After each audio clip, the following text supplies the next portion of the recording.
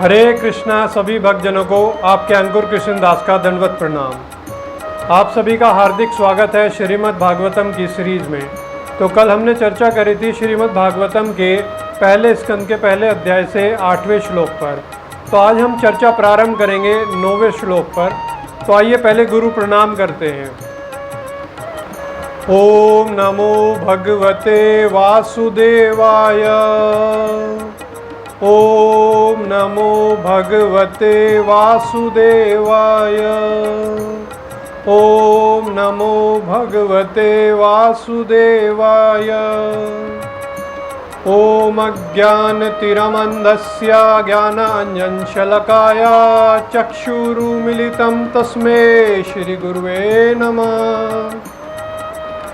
नमः ओम विष्णुपादाय कृष्णपृष्ठाय भूतले श्रीमते भक्तिवेदांत स्वामीति नामिने। नमस्ते सरस्वते देवे गौरवाणी प्रचारिणे निर्विशेष शून्यवादी पाश्चात्य देश तारिणे। जय श्री कृष्ण चैतन्य प्रभु नित्यानंदा श्री अद्वैत गदाधर श्रीवासदि गौर भक्त वृंद। हरे कृष्ण कृष्ण कृष्ण हरे हरे, हरे राम राम राम हरे हरे। हरे कृष्ण कृष्ण कृष्ण हरे हरे, हरे राम राम राम हरे हरे। हरे कृष्ण कृष्ण कृष्ण हरे हरे, हरे राम राम राम हरे हरे। हरे कृष्णा। आप सभी का स्वागत है। आइए श्लोक पर चर्चा करते हैं। 9वें श्लोक को प्रारंभ करते हैं चर्चा में। तत्र तत्रात्र सायुष्मनु भवता यदि निश्यतं पुंसामेकान्तत श्रेयस्तत्र संसीतुम हरिष्यसि। अब इसके जो हमने संस्कृत में श्लोक लिया इसका एक एक अर्थ जानते हैं शब्द का। तत्र वहाँ, ऐत्रसा सहस, आयुष्मानु दीर्घ जीवन का आशीर्वाद पाएं। क्या? दीर्घ जीवन का आशीर्वाद पाएं। भवता आपके द्वारा, यतु जो कुछ, विनिश्चितम निश्चित किया, पुंसाम जन सामान्य के लिए, एकानंत नितांत, श्रेय परम कल्याण, ततु उस, न हमको, शांति तुम समझने के लिए, अहिर्षि योग्य हो। तो ये हमने जो संस्कृत में श्लोक लिया 9वां, इसका एक एक शब्द का हमने हिंदी में अनुवाद जाना, अर्थ जाना। तो आइए अब हम इसका पूरा भावार्थ जानते हैं।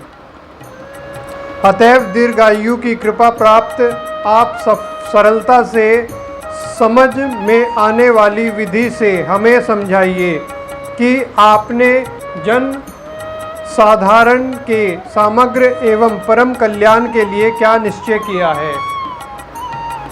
क्या कह रहे हैं? बिल्कुल सरलता से हमें समझाइए कि जो हमारी ये बुद्धि है जो इस भौतिक जगत में लगी हुई है कि हमारी समझ में आ जाए, इस तरीके से हमें आप समझाइए। तो अब तात्पर्य जानते हैं। भगवत गीता में आचार्य की पूजा की संस्तुति की गई है। क्या? भगवत गीता में भगवान श्री कृष्ण क्या कह रहे हैं? आचार्यों की स्तुति बताई गई है। आचार्य तथा गोस्वामी निरंतर जन साधारण के कल्याण, विशेष रूप से उनके आध्यात्मिक कल्याण के विचारों में लीन रहते हैं। क्या? आध्यात्मिक ज्ञान के लिए विचारों में लीन रहते हैं। आध्यात्मिक कल्याण होने पर भौतिक कल्याण स्वतः हो जाता है। जब व्यक्ति आध्यात्मिक प्रगति में लगता है तो उसका भौतिक कल्याण अपने आप हो जाता है। क्यों? क्योंकि भगवान अपने आप उसका ध्यान रखना शुरू करते हैं, उसको अपना लेते हैं जब वो भगवान के पथ पर चलता है व्यक्ति, मनुष्य। अतएव आचार्यगण सामान्य जनता को आध्यात्मिक कल्याण के लिए उपदेश देते हैं। जो आचार्यगण होते हैं वो उनके उद्धार के लिए उन्हें उपदेश देते हैं, आध्यात्मिक देते हैं। लेकिन वो, क्योंकि इस शरीर को त्यागने के बाद में उस मनुष्य को अकेला चलना पड़ेगा उस पथ पे, और जैसे जैसे उसने कर्म करे उनका भोग उसे वहाँ पे करना पड़ेगा। इस जीवन में भी करना पड़ सकता है, या अगला जीवन मिलेगा, भौतिक जीवन अगर मिला तो उसमें भी आपको जो बुरे कर्म करे हैं वो आपको भुगतने पड़ सकते हैं। इस कलयुग या कलह प्रिय लोहा युग की अक्षमताओं को देखते हुए मुनियों ने सूत गोस्वामी से प्रार्थना की कि वे सारे शास्त्र का निचोड़ प्रस्तुत करें। सूत गोस्वामी से क्या करा, इस पूरे शास्त्र का आप निचोड़ हमें बताएं, हमारा उद्धार कैसे हो इस कलयुग में। क्योंकि जैसे जैसे कलयुग बढ़ेगा वैसे वैसे पाप की वृद्धि बढ़ती चली जाएगी। क्योंकि इस युग के लोग सभी प्रकार से पतित हो गए हैं। क्या है, वो भगवान को तो भूल गए हैं और गलत आचरण और गलत सोच उसमें वो अपने जीवन को व्यतीत कर रहे हैं इस भौतिक जगत में। जो उनकी बुद्धि है उस बुद्धि को माया ने हर लिया है। क्या है, माया ने हर लिया है, और जो माया है वो बड़ी सर्वशक्तिमान है। उस माया के सामने व्यक्ति को कुछ दिखाई नहीं देता। क्योंकि इस युग के लोग सभी प्रकार के पतित हो गए हैं। मुनियों ने समग्र कल्याण की जिज्ञासा की, यही लोगों का परम कल्याण है। इस युग के लोगों की पतित अवस्था का वर्णन निम्नलिखित प्रकार से हुआ है। क्या हुआ है, उनकी क्या जिज्ञासा थी सूत गोस्वामी जी से, कि जो ये पतित आत्मा है इस भौतिक संसार में जो भटकी हुई हैं और अपने परम पिता परमेश्वर को भूल गई हैं, तो आप इसका निचोड़ बताइए उनके उद्धार के लिए, कि उनको बुद्धि आ जाए और वो परम रास्ते पे चलना शुरू करें, सत्य के रास्ते पे चलना शुरू करें।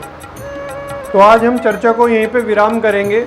तो आप ज़्यादा से ज़्यादा भगवान के नाम का जप करें। इस कलयुग में केवल एक ही विधि बताई है, वो है हरि नाम। संकीर्तन कर सकते हैं लोगों के साथ मिलके, अपने परिवार के साथ मिलके भगवान के नाम का जप कर सकते हैं।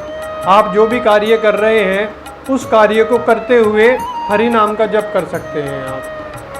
आप खा रहे हैं तो हरि नाम जप सकते हैं, आप पढ़ रहे हैं तो हरि नाम जप सकते हैं मन मन में। अगर आप कोई कार्य कर रहे हैं, अगर आप गाड़ी चलाते हैं, अगर आपका ऑफिस का काम है, बैठ के करने वाला कार्य है, या आपका ट्रैवलिंग का काम है, तो आप जाप कर सकते हैं। और ये बड़ी सरल विधि है, इसमें ये नहीं कि आपको एक जगह बैठ के ध्यान लगाना है, नहीं। कलयुग में एक ही विधि बताई है, आप चलते फिरते बैठते उठते हरि नाम जपे। हरि नाम क्या, हरे कृष्ण कृष्ण कृष्ण हरे हरे, हरे राम राम राम हरे हरे। ये केवल हर मर्ज की दवाई है, और इस दवाई को जो जो लेगा उसके पास मर्ज नहीं आएगा, बीमारी नहीं आएगी किसी भी प्रकार की। ये निश्चिंत है, आप अपना के देख ले। तो आज यहीं पे चर्चा को विराम करते हैं, कल 10वें श्लोक पे चर्चा करेंगे। सभी भक्तजनों